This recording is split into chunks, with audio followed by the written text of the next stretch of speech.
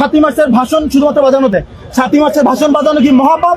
যদি বাংলাদেশের মহাপাপ হয় তাহলে সবার গণতান্ত্রিক অধিকার চর্চা করবে, অবশ্যই এটা আমরা বিশ্বাসী। কিন্তু এই বিষয়কে চিন্তা করে ভাষণ চালানো বলতে বাংলাদেশ কি কথা বলতে দিবেন? 7ই মার্চ ভাষণ